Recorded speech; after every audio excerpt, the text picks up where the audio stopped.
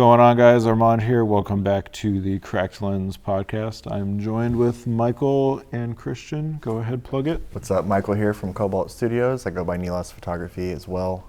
In my studio right now. Christian? Hey everyone, name's Christian. Handle C.O_media, photographer, videographer based out of Vancouver, Washington. So the first thing we're going to talk about is Christian is moving to Sony from Canon. Which would make him a traitor, but whatever. Why? Traitor Okay. for the better So system. what specifically about it? Just like why? Yeah, why are you switching? And yeah, just like what motivated the switch? What are you going to be shooting with? So right now I don't know exactly what specific camera from the Sony lineup, but pending some announcements that are happening in March, the rumor mill is there's going to be a new A7R5, I believe. A7V. See, look, I'm already messing this up, right? I think there's a lot of third-party availability that Canon right now for their mirrorless system is very guarded. And if you look at the prices of some of them, it's incredibly expensive, where I can get the three lenses, like let's go with the Tamron 35-150, the Sigma 35 1.2, and then like a 28-70 newly announced, or Viltrox one, soon to be, rumor is, and you can still pretty much have all your bases covered, at least for what I do for like weddings and videography. Okay, so tell us a little bit about the scope of what you do. Before we talk too much more about technical stuff, I want to know like what got you into photography in the first place. You were in the Army. Is that where you got interested in photography, or have you had an interest before? After? So, like, what's your story? Just tell us a little bit about you and your pathway in photography. Yeah, actually, it's funny because I was thinking about like the exact moment that this whole entire, like, essentially career now happened, and it was, oddly enough, October 2019. I was overseas. I was waiting for a plane to come back home, and I ended up going down the YouTube rabbit hole. I was waiting for a flight out, and I remember just, your typical like Peter McKinnon, Peter Lindgren, Justine, I just saw a bunch of like these awesome content creators that are just churning out a lot of like cool stuff. And I've always had like interest in photography and videography. Like I had my phone and I would take pictures and videos of like cool stuff going on, and I don't know why I did it, but I ended up just filling my Amazon list with a bunch of needless, like now I can say a lot of that shit I did not need. I bought like the combo kits that you see on Amazon that come with like maybe 2-3 things you're gonna use, and then the rest are just crap that you'll never touch ever again. With camera gear or like lighting equipment? Camera gear. I knew nothing about lighting. I knew nothing about that. I just saw a bundle pack for a Panasonic GH5S and like 3 manual lenses, which I had no idea what the difference between a manual like actual lens and then one that had autofocus. I got you, yeah. Nothing. I just was like, fuck it. Oh yeah, and then I saw a bundle pack for I think at the time it was the DJI Air 2 or Air 1. Yeah.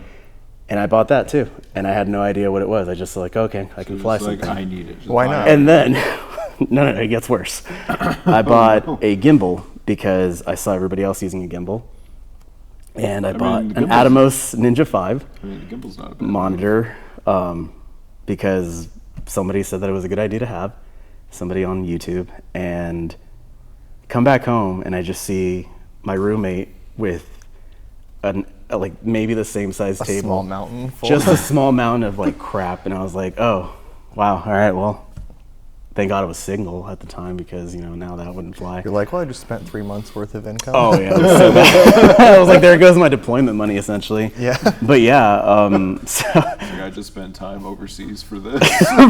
So was it worth it?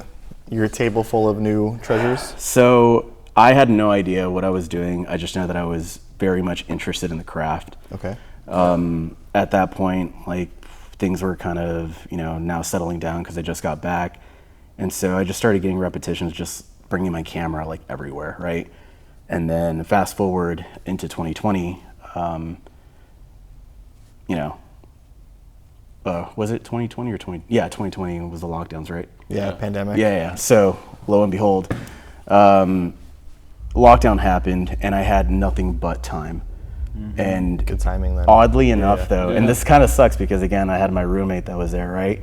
He ended up going overseas at that time, and so I just had the house completely to myself for like 6 months, and we couldn't go anywhere. So YouTube was my friend. I ended up ordering more random stuff that I saw, like caught my interest.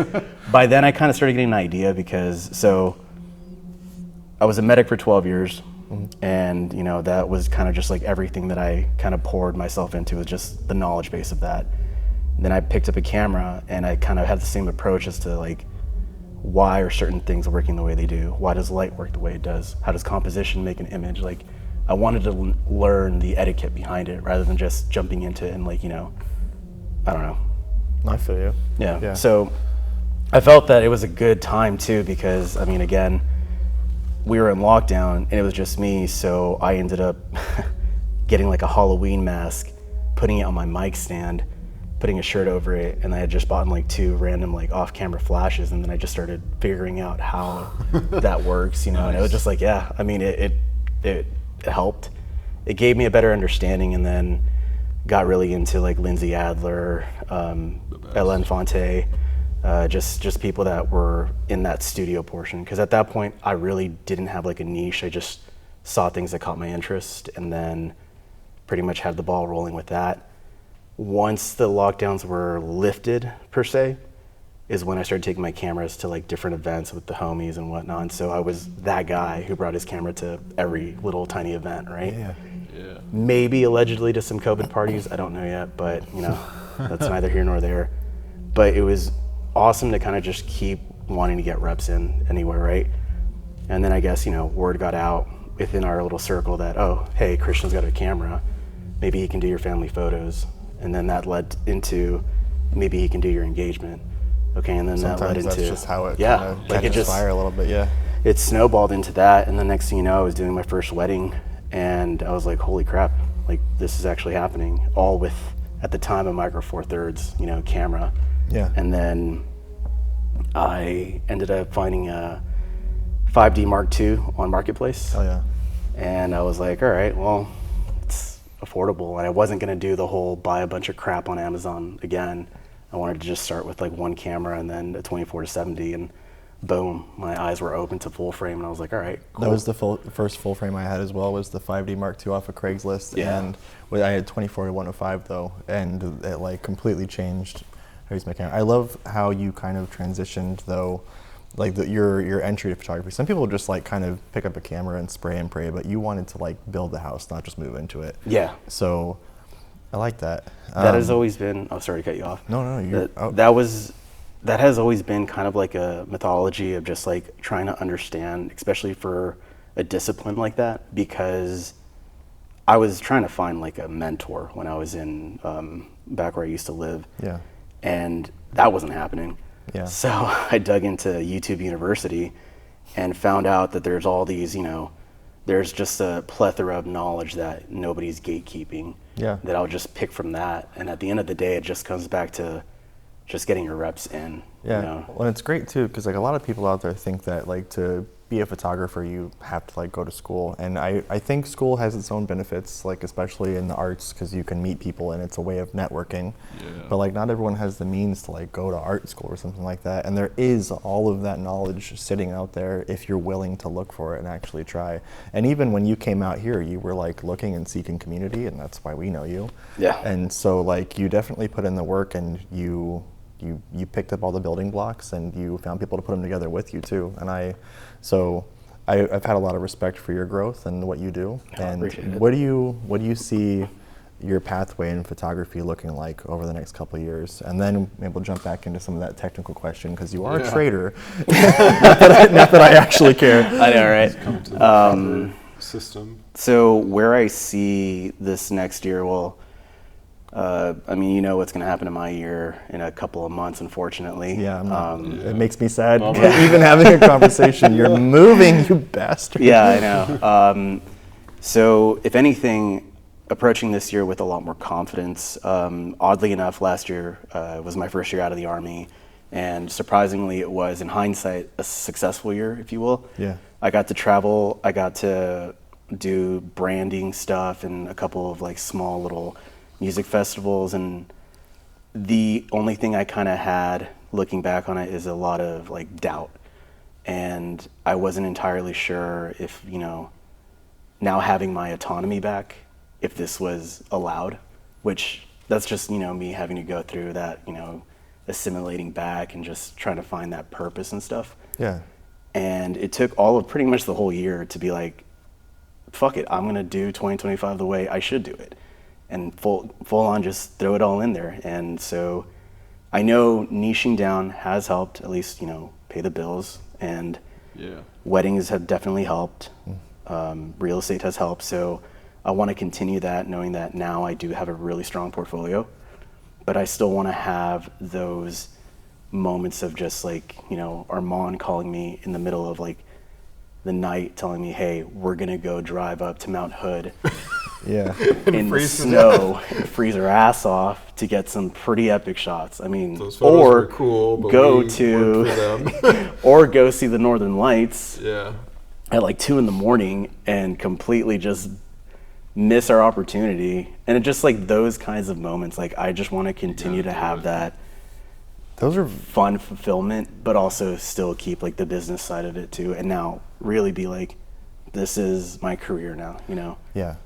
Well, when what you're saying really resonates too, because I feel like in my own pathway as well, like I had this huge chunk of my career after it began where I had like, so I wasn't assimilated into anything. I didn't have military. I was like living on the road. And then I transitioned into like, oh, I have a baby, I need to make money, what the fuck do I do? And then, so it was like a different path, and it's been very lonely over the years. And so maybe that's a part of like, you recognize community quick because you were taken away from something and thrown out on your own, and you were smart to start building your community back again. That's why I'm really sad that you're leaving. I'm sure you'll find more community where you're going. I like that you said the whole part of like, you know, that lonely aspect, because even when I was like done with the job, packing all my gear up, like I was still, it was just myself, you know. Yeah.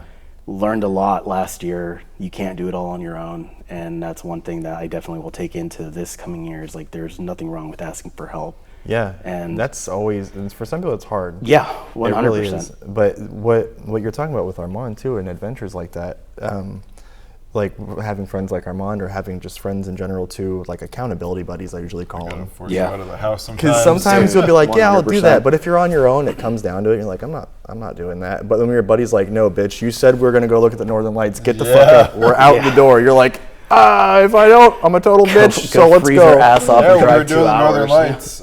I called you and I was like, yo, the Northern Lights are here right now. You got to come see it. And you did. How cool was it?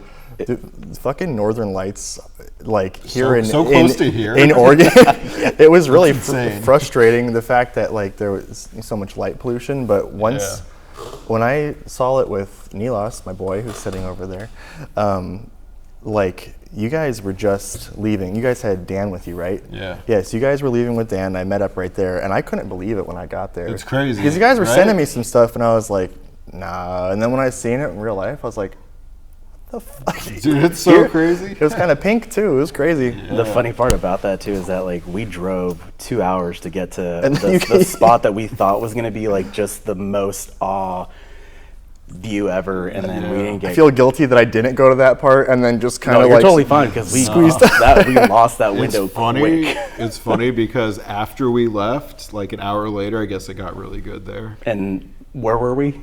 At a truck stop. We were at a truck stop in the gorge, but it was still cool though. It was Which really I ended cool. up just It was still cropping the right side of my image so you Yeah. don't see all the headlights coming this way. And I have a shot of Armand and me just like, you know, holding still until you can see the lights. Yeah. It was a dope shot. I got to post this, I forgot. Yeah, but okay, so your story is interesting because you jumped in when YouTube was already like popping off, right? There's like so much education and info and stuff out there. You know, when I started in 2012, it was way different. a grim place. Yeah, like when did you start? I started shooting in, so like my official start date where it became a career was the beginning of 2016, but I started shooting like 2013. Okay, so around the same time. Yeah, and I didn't really use as much YouTube. I did look online, but There was like nothing on YouTube. Yeah. There was like photo, and that's a lot it. more trial He's doing and like error, cartwheels yeah. like in his backyard. and Yeah. shit. But like, you know, it was just such a different time, right? We're like rubbing like twigs together to like create fire, and you're like living in the future with all this like technology. Like we didn't have gimbals, we didn't have drones, we didn't have any of these like cool toys. Well, that being said too, with like people who are starting out today, it's really kind of like depressing how like heavily like fast like track, the new easy equipment. it You is. must have the new equipment. I'm like, bitch, you could use something that's like so old now, and Yeah. it's so good. Like, what are we even talking about I here? know, like I've been shooting on the original A1 since 2021, right? And I just got the A1 Mark II, and it's the same sensor. Like I didn't need the new A1, but I wanted the new A1. You're a bougie So boy, though. out of all the gear But that I I bought it just for the flip screen. So out of all the gear that I bought, Yeah. that from coming back home, Yeah. I sold all of it minus the camera, and then I bought like what it would be a 24-70 for the GH5S, Yeah. but I sold absolutely everything. Your Oh, whole and then the table. monitor, which I still even right now I use as just reference because I again, mean, like a monitor is good to have. yeah, If for you sure. do video, like now, every once in a now I while. know, like false color and all that other stuff. Like, Yeah. and then that's another rabbit hole that I went down just to kind of understand the basis of like all of it when it was photo, when it became video, and then understanding like grading and whatnot. So You know, it's funny because our friend Asher, I was talking to him last Asher. night, and Shout out. we were talking about shooting video, right? He wants to get into it. And he's like, "Oh, I'm thinking about buying this, and this." I'm like, "Dude, you don't need any of that stuff. Like, you already have a gimbal. You have the two best cameras that Nikon makes. It shoots RAW. Like, you can literally just go handheld, use the gimbal. Like, you don't need the cage and the monitor and like all this extra stuff. Like, you really don't need it." yeah, and the gear acquisition syndrome is such a real thing, So especially real. because you have so many people pushing that in. I feel like now because we're out of the lockdowns and whatnot that everyone pushes for the new gear, whereas like I really Yeah. thought during that, I honestly think that during the golden, and it's going to sound really morbid, but during that 2020 year, I felt like YouTube was the most authentic it could have been. Yeah. Because people had to be forced to, think outside the box and were genuinely putting out good content of like education, whether it was just even lighting setups or like understanding just, minute things in Lightroom and even Photoshop. So I don't know. I felt that now looking at YouTube now with a lot of those same YouTubers, there isn't that genuine, like, I don't know, there's not that genuine feel of it anymore. It just seems like they're selling you something. They're just like pumping out Yeah. content. Exactly. Yeah. Yeah, I mean, YouTube, it like the trends change every couple of years, Yeah. and right now a lot of the same YouTubers, like their content is just, it's so different now, and most YouTubers are just advertisers at this point. They're just getting paid by brands, to be like, this camera's good, or like getting the opportunity to go to these cool press events and play with the newest gear. And See, for me though, that's why You know? it's really hard for me to even try to look for recommendations. I have to talk to people that have used it, and that isn't someone I just see online, because I don't trust any of it. I'm like, they're probably just like repping that person because they like. some of them They are get something sellouts out and of some it. of them are real, I never know what to think though, right? No, But in real 100%. life, when you're like, hey, bitch, hey, Yeah. and they're like, this thing right here in my hand, it's okay. Yeah. it does this. See, it's cool. I'm like, okay. At the same time, I'm kind of like, when it comes to gear, I'm like, okay, I had the Sony A7 R3 back in 2018, and it took awesome photos, right? Like, we have so many iterations later now. Like, why is that not considered as good of a camera anymore? See, that's what I don't get either, too, because like, especially because most of the people that consume what we create, they're looking at it on a square that's Yeah. like Yeah. this big, and I'm like, dude. Sometimes. So I have the first camera up there I could blow up to a billboard, and then Yeah. the other camera I have now I could blow up to the side of a building, but it all looks kind of the same. Like, who gives a shit? It's because of the Canon colors. Okay. I had to say it. Dead end. So, Christian, tell us, what made you want to switch to Sony? I like how you think like it's a definitive thing. It's a definitive I mean, what happened if thing. I just That's him. He does this. What happened if I plot twist it and I He's was obsessed. like, boom, I buy like all new like the R5 Mark II and a bunch of other. I would rather you buy an Icon. What's wrong with you? Actually, Why Nikon's are you pretty so legit, though. hateful? Super legit though. All right. Okay, so why do I not like Canon, right? So I used to shoot with Canon, right? know. I It's a shot great with- story anyway. I shot with Canon for 6 years, Yeah. right? And I waited forever for them to figure it out? to come out with their mirrorless system.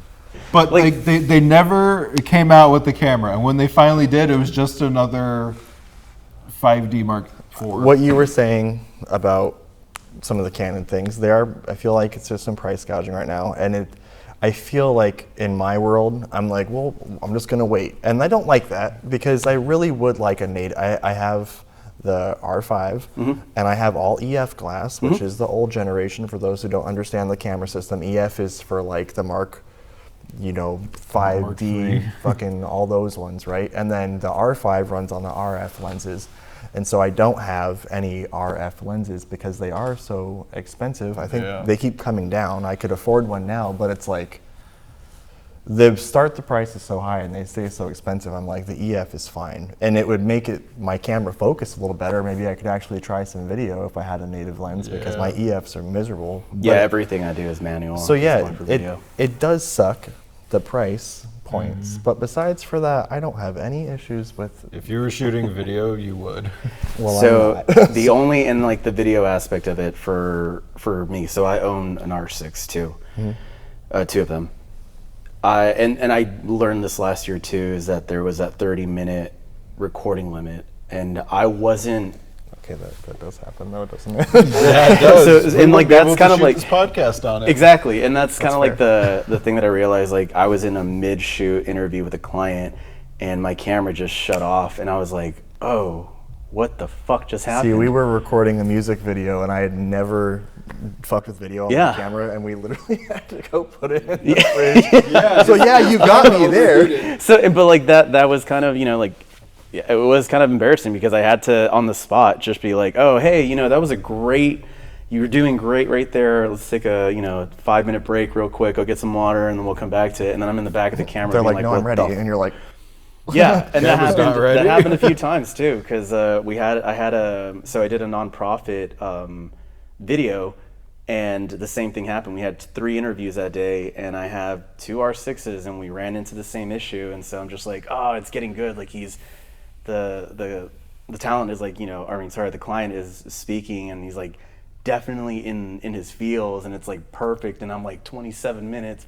Fuck. man, do you tell them it's the camera or do you tell them you're diuretic? I had to come up with some good excuse because I was like, hey, you know what? I know you feeling it right now, but let's take a breather. Like let's let you calm down. And I'm really just looking at the camera like, fuck me, man. So when you use these cameras as a hybrid system, I feel like Canon really lacks. Like it's like their codecs for video are like, they're very like chunky. All right, so too much technical shit. They don't play back very well. Okay, thank you. So I was about to The say dynamic range isn't great. If you try to go far beyond like, just a regular like throw a LUT on it, make it look decent. this is where you have to put the overlay of like all the math and stuff going over Michael's like Yeah. face right now because that is exactly. Like, I just feel like that's what's happening. zooming in. Yeah. But, Imagine if you tried to do like a really crazy edit using just the Canon colors. The image starts to fall apart. That's right. what I don't like about So Canon. aside from video, I'm not a video buff. I don't know shit. Yeah. The photos look fucking great, and you keep talking shit about Canon colors, but maybe you just couldn't figure it out because my shit looks wonderful, and I'm just gonna say that and then sit here like this. The R5 is a little bit better than Yes. the 5D Mark IV. I know that they've That's for sure. and they've done everything to pretty much like improve on the system with the new R5 Mark II and the R6 Mark II and whatever might be coming out down the line. At the end of the day, though, for me, I've felt very comfortable with the system for the last 3 years that I've met that limitation. And I know that in order for like my work going into the next year, video is a high priority. So is kind of traveling lighter, because I don't want to bring all the glass with me. Don't get me wrong, like I have the Holy Trinity and, you know, my 3 primes, and I love them, I really do. But if I can even like further, like, you know, switch that into just 2 lenses, that isn't going to cost me a genuine arm and a leg with, like, you know, the 24 to 105 or the 28 to 70 that's like up there at the $3,000 mark. Yeah, that'd be great, you know. And that's only because like I've tried to spin it every way to justify, like, is this really going to improve? What are the cons and what are the pros? Like, everything has to be meticulous. I got you. To make that change, because I've been sitting on it for a while. Like, I've been talking about it, like, I don't know, just whether or not we're being, you know, just fucking around or not. But it does come down to, like, okay, priority wise, like, I would love to travel with less stuff and still be able to deliver. Like, I use a monitor for false color, and even then I use the Shinobi now because it's significantly lighter than the Ninja 5, and it's perfect for what I need it to. And then it's kind of the same thing how you mentioned with like grading. Yeah, there is a limitation on the dynamic range. You have to be really precise with how you expose for it, and this is all trial and error for me to get to this point, to where like I had to have a different approach in lighting for skin tones, you know, for a subject that's lighter, or for somebody that's like, you know, my skin tone, you know. Okay. And it actually made there was a huge clear difference in post. And is this for video and photo, or both, or video? Really, video. Yeah. Which, if I can find, and again, this all really depends on how this next month is going to be with the announcements of like these next cameras, like how drastically different they're going to be. Because again, if nothing's really impressing me, then all right, I'll just suck it up and then, you know, buy. See, outside of video, I feel like we're at this point where like photo capabilities on all these different cameras are so supreme that it's like there's nothing you're really going to sell me to make me need to switch. But what concerns me, it does, because I don't have any video education, and that's one of those things. I got so many things going on that I'm like, I can't jump into video soon. I would love to practice and do some video, but when that time comes, am I going to feel limited by like, oh well, you know, we're talking about all these things that hold us back, and now I feel like with all this Canon sucks at video news, I'm going to be bitching and complaining to myself, well, these fuckers said that it's going to be bad, so what's the point? If you get an RF lens, it won't be as bad. Thank you. I'll work on that. You know, I'll borrow David's. I would say it depends how creative you want to get with your edit, and how much like extra leeway you need in your files. Because Canon is very like, get it right in camera and just accept these colors. Good thing I'm. And I just put out a video on my birthday, because I used to do little like music covers and stuff. Like, that's how I got into the video aspect of it. Is this the you keep going? I think I know what you're talking about. Yeah. So like, I just put the camera on Rec 709, like straight out of camera, and I was like, holy shit, it actually looks awesome. You know, obviously the setup and everything and the angle and composition, you know, played a part. But it was just funny because I was like, I really don't want to go into post and edit this. Like, I just want it to be like clear cuts, upload, and that's it. And yeah, it was like, all right, well, fuck, if I'm going to be doing, you know, just straight out of camera and just upload it, then what's the point? Like, I would like to have that dynamic range for something that's adds more character into it. But that's going to be a client project. That's going to be something that, you know, they're going to want to have me mold into.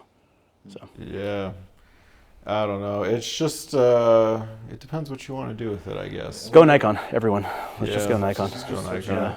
But like, what made me switch was, at the time I was only doing landscape photography and a lot of travel photography, and you don't really get a say in how the light is. You just have to go with whatever you have there, and the highlights were just so fried.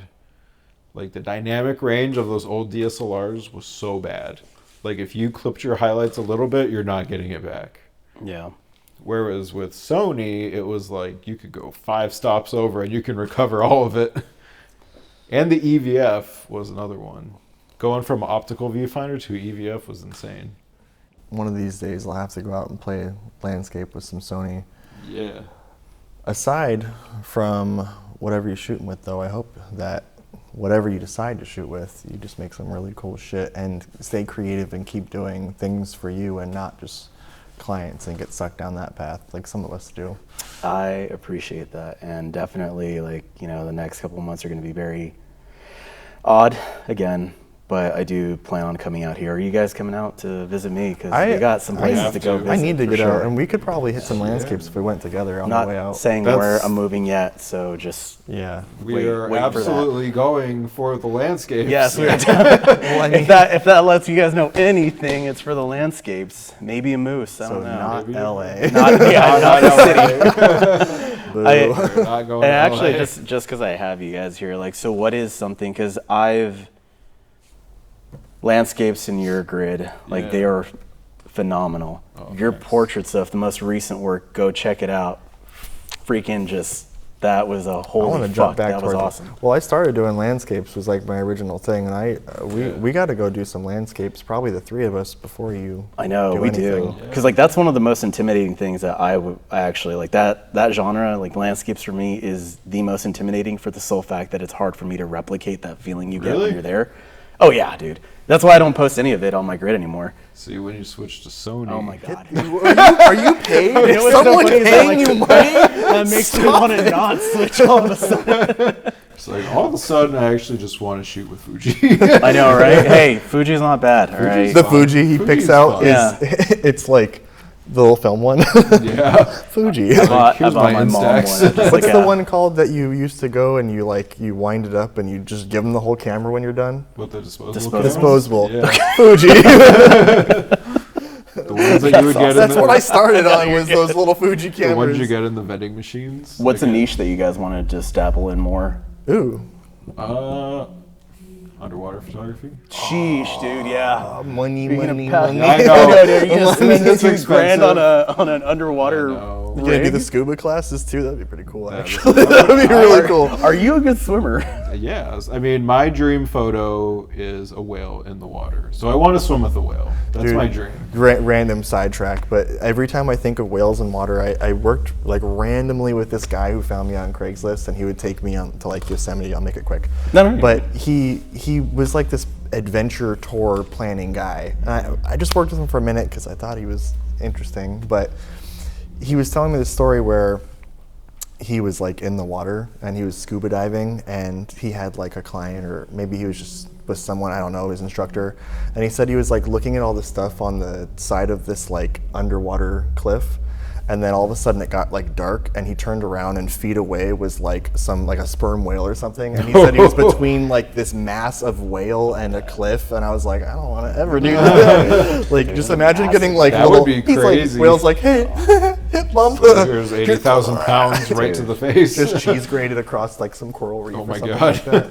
So what's a niche that you want to dabble more in? Well, I kind of liked what you said, because I've always thought about that. My so much fun. biggest fears in life are deep water, dark water, and murky water. So I'm actually going to say no. Well, we should go do it just because you're afraid of it. I mean, actually, that's the way to conquer fear, right? But dude, I keep asking myself all the time, like, what do I want to do? And right now I'm like, it's not something new that I want to do, but the thing that got me into photography, aside from just landscapes, was specifically like themed post-apocalyptic portraits, but abandoned buildings. Long story short, abandoned buildings. I really want to go back to what started, and I want to go explore and do like landscape or scenic shots of abandoned buildings.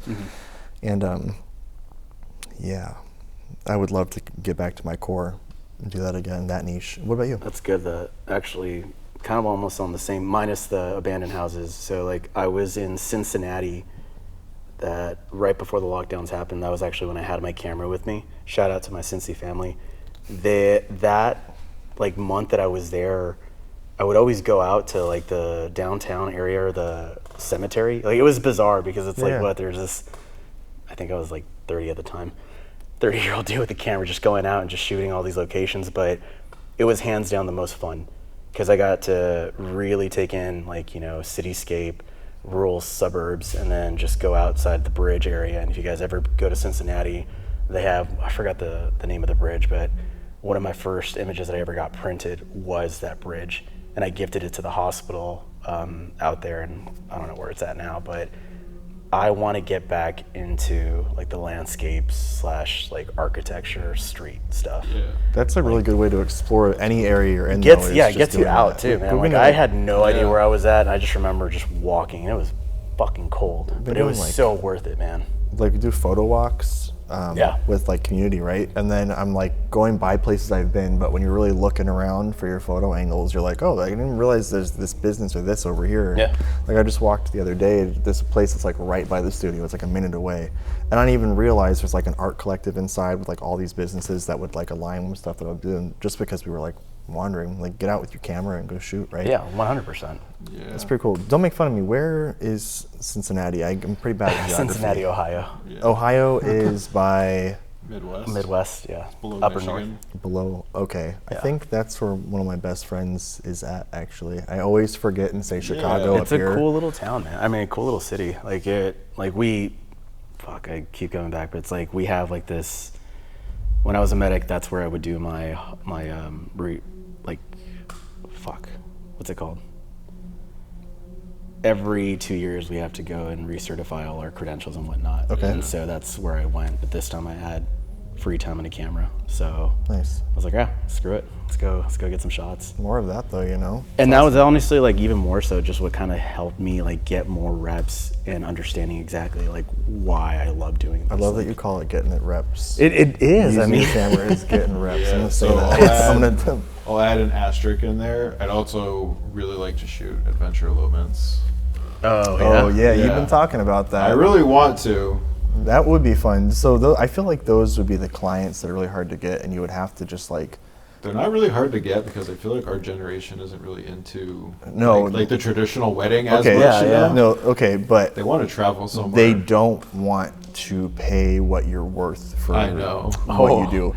Ain't that the truth? There, and you get what you pay for. I'm gonna say it like 100 times over. Do it. When you, especially if you're looking for something like a wedding or an elopement photographer, you get what you pay for, and you would deliver. I know But I there would. are so many people. I'm kidding. There are so many people who are like budget-friendly photographers, Oh, I hate and that. no one, like a couple, doesn't understand because it's usually their first time, probably their first time getting married, and they just see like this slew of prices that are like between like $1,000 and $2,000, which seems also like a lot of money. Yeah. But these people's experience is dog shit. Yeah. And if everyone's here and you're up here where you should be at like a higher amount, then they're like, well, that guy's crazy. And then they go with this and then they regret it later. But the good thing about an Always elopement, regret you should be an elopement reshoot photographer. Dude, if that was a niche, yeah, hop on that.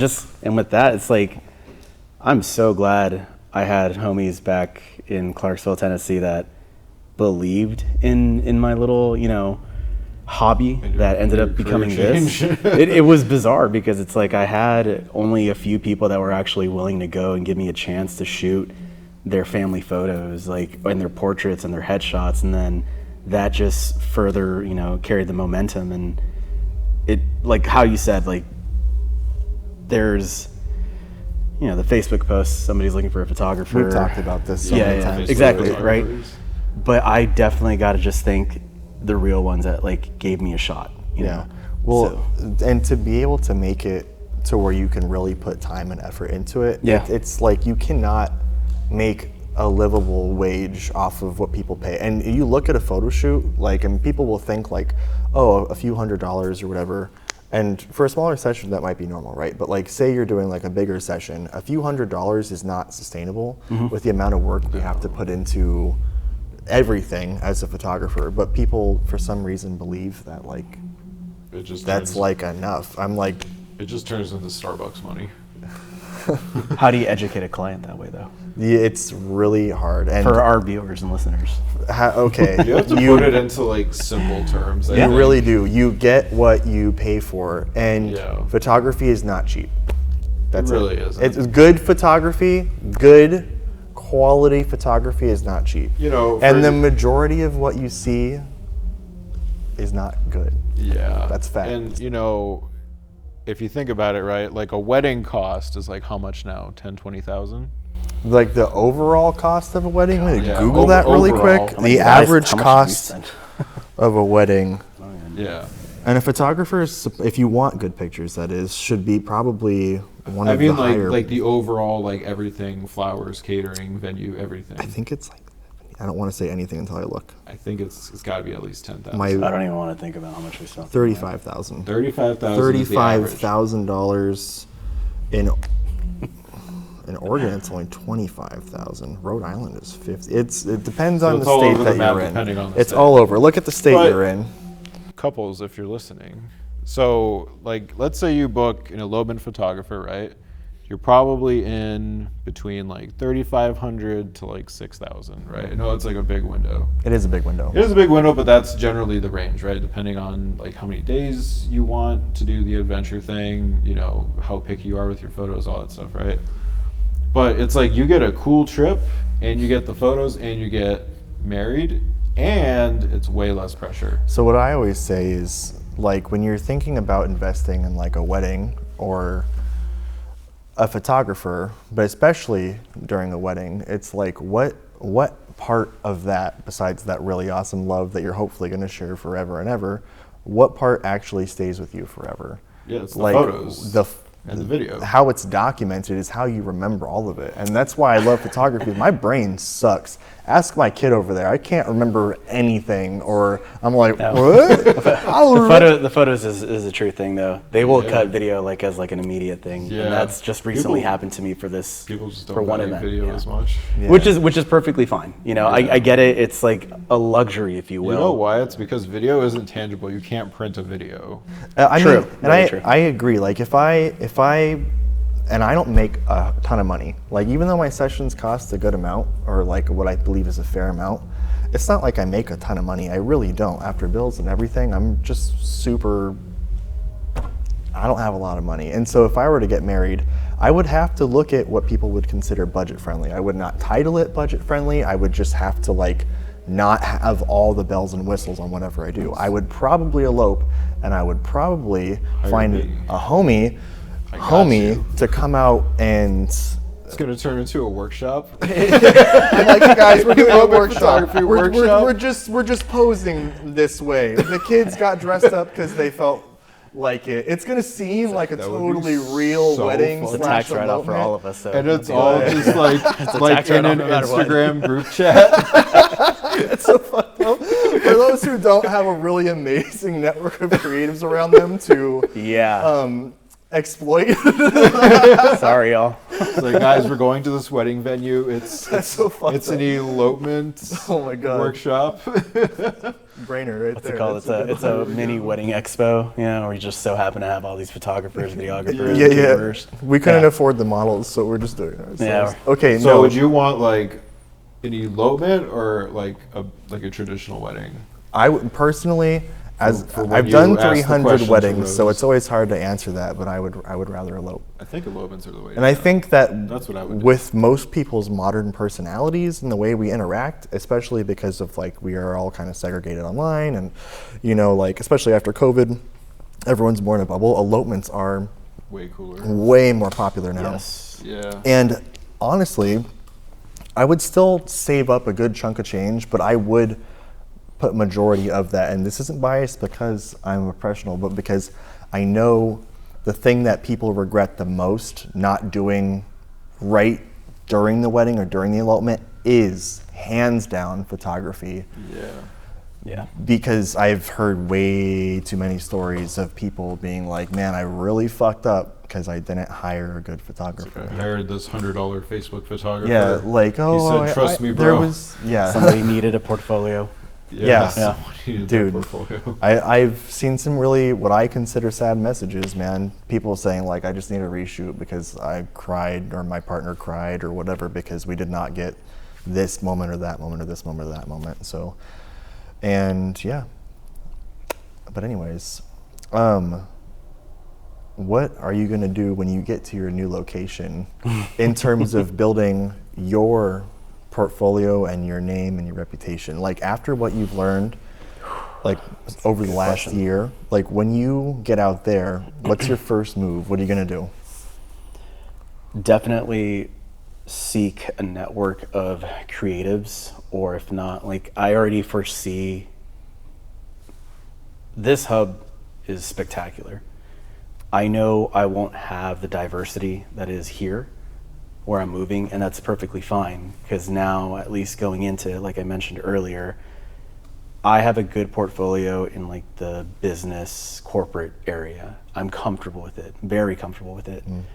And I know seeking like that network opportunities to branch out into real estate, branch out into small businesses, like that's going to be my next, like, you know, footing. Like that's where I'm going to be heading towards.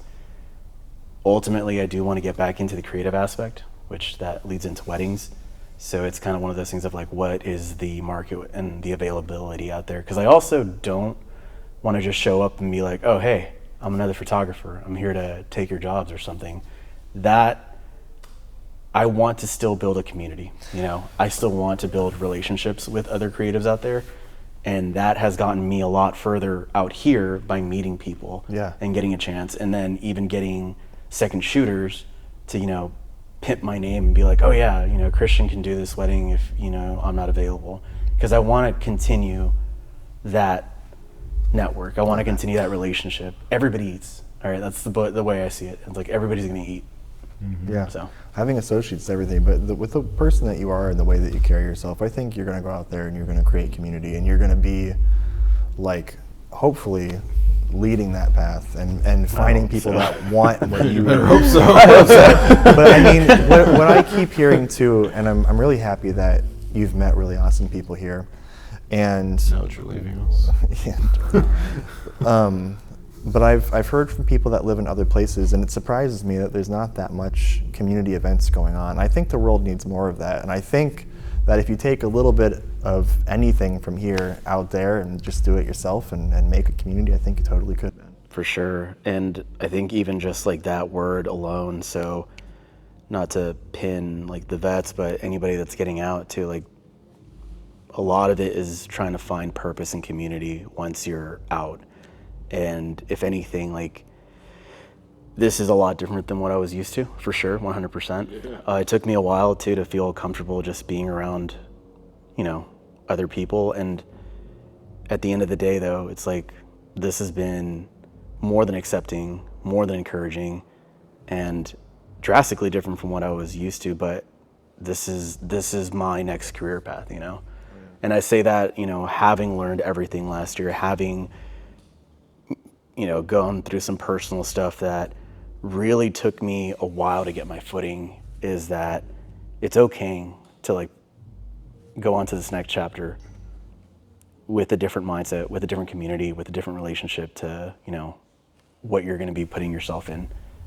The next career path doesn't have to be what you were doing for the last decade and some change. Which is probably crazy to think about for a lot of people. And it is bizarre. And I am very, you know, I'm thankful for everything that I've learned. I just know that, you know, this somehow ended up coming into my hand and to my lap, and not without, you know, having to put in the work, obviously. Like, I'm not saying like, oh, I just showed up and then I got a camera and boom, you know, hire me. Like, no, I had to learn, and I had to get, you know, I had to work for free for a couple of... You built that house, man, yeah. And like, I still want to, you know, learn. Like, and I want to teach. Like, I want to help others that are also kind of feeling like, where's my niche? Like, well, that's what creative communities need the most, is not that whole, like, gatekeeping mentality that I've seen a lot of, but, like, I don't think there's any space for that in the creative world. We need to support each other, and I think you got the right ideas, man. Yeah. See, outside of, like, you know, 3 states on the West Coast and New York, I don't know if there is a lot of, like, big creative communities. I mean, I know there's, like, a lot of, like, small ones kind of, like, randomly all over the place, but I don't know if there's, like big hubs for it. The last place that I was at, I was going through Denver, and I met with an artist out there that Rose was shooting with, and he was saying, dude, there's, like, nothing. Yeah, there's like a couple of boudoir groups, he said, and that's like it. And I was like, it's just a bunch of individuals. That's crazy. This is Denver. Like, I saw the airport when I came. This place is huge. What do you mean? Yeah, like, so I almost moved there. That's crazy. But people too that meet us here, like, I thought that there was a lot more going on. And it's sad. Like, people, no matter what, you know, like what kind of art people are doing. There just needs to be more people meeting up to do art together, and it makes me sad that there's not, man. I really hope that people can, you know, I say it all the time, I'm be annoying, but like back up off the phone, go see people, go create together, go fucking do something. Like, yeah, go touch grass too, that's a thing, but also like go fucking take pictures of grass, right? 100 millimeter macro. Yeah. Nice. Sorry. I can't. Yeah, man. Dude, I appreciate you. Like, to this day, it's still bizarre that when I was heading out here, I just threw like a hey on a random Facebook group for photographers out here. I was like, hey, I'm moving out to the West Coast. Hello. And you were the first person to reach out. Yeah, man. And I can't thank you enough, man, because it really set the tone for like finding a community out here, finding great people, models, and other photographers to work with. It's been absolutely wonderful working with you. I'm like pretty depressed you're gonna be gone, but I already know that we're gonna have to make a trip out there. Please. And for everyone listening, you guys should, you know, keep an eye on the gram, and you'll see where we'll end up. We'll have to come do like a when you want to do like a landscaping workshop. Dude, Yeah, I do. We'll just have to set something up. I actually together. have 3 workshops in the works right now. Yeah. Oh, I got video, landscape, and business. To drop some links below, baby girl. Yeah. As soon as it's live, everybody's gonna know about it. Heck yeah. Well, shit, guys. Gentlemen, Yeah. thank you guys Gentlemen, for thank having you. me. Seriously. Yeah. Mm-hmm. Appreciate it. Thanks for coming on the pod. Yep. Armand, you want to send us off? Yeah. All right. Thank you, everybody, for listening. If you're watching on YouTube, subscribe and like, drop a comment. If you're listening on Spotify or Apple Podcasts, give us a follow. Crack Lens Podcast everywhere on the socials. Find me in the streets and kiss me. Yep, that too. Any last words? Flip this table. Yeah. All right, No. that's it. Thanks. Till All right. next time. Later. Later.